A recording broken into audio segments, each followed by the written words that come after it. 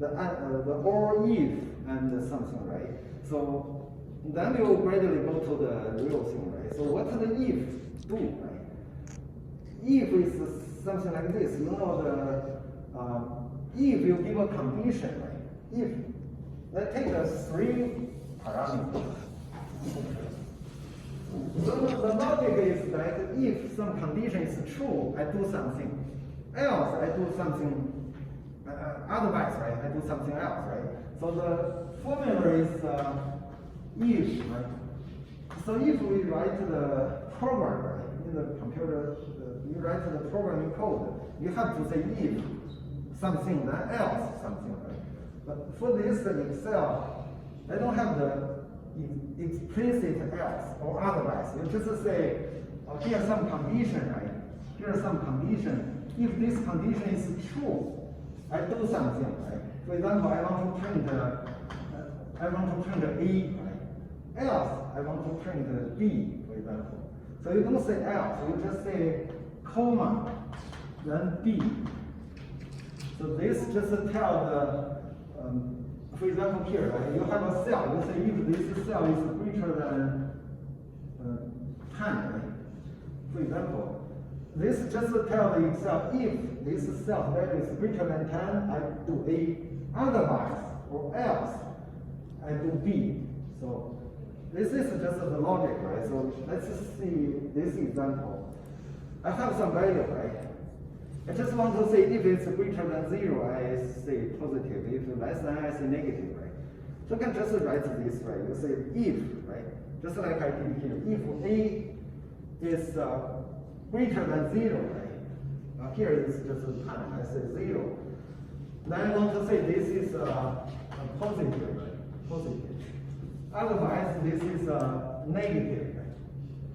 So this is just a basic if, right? If this is true, if this is true, I do this. Otherwise, or else, you do this, right? So you have two, it's a branch, right? It's a branch. Okay. So this is the if. The next is or, right? About the or. What the or means is that, you know, as I said, the logic for or is that you have one or more conditions, right? So as long as one condition is true, the whole thing is true, right? You say I go there, yeah, if it's some condition or something, right? If I go there, for example, you say if it's Wednesday or Thursday, right? So either one of them or both are true, the result is true, right? So you write here you say this, right? So for the Excel, you say or, right? I believe I have the and. Here actually is for the next assignment, you will do an and. You know, logical and and logical or are there, right? You say, yeah, let's just say condition 1, condition 2, condition 3, for example, you may have 3 conditions. Either one of this is true, the result is true, right? For example, I say here, for some reason, right, I just say if A1 is greater than 20, right?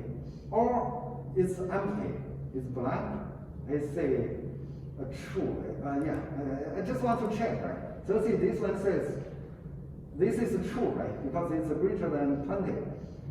This one is false, right? Because it's not greater than 20, also not blank. So those ones are true, right? But this one is also true, right? Because those are blank.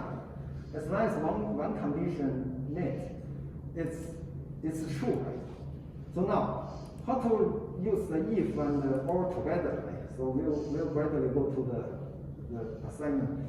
So I want to say this, right? I want to check this one. I say if this is, for example, greater than 40 and greater than 40 or is empty. I say it's greater than 40 or blank, right? Otherwise, I say normal. There are lots of things you can do. For example, you can say if it's greater than 40, like a temperature, right? If we say greater than 40 or less than negative 10, you say not comfortable, right? Else, you say it's mild or comfortable. So you can do lots of conditions. Here, I just arbitrarily say, if this is one, I do this. Else, if this condition is not correct, I say normal, right? And then if you run this one, they will say normal. I think it's just this condition here. You use or to do this. You can use you say something will be true, then I do this, else I do this. So this is just the very basic thing about this one. Hopefully you are okay with this. Now, let's go to the weighted average, right?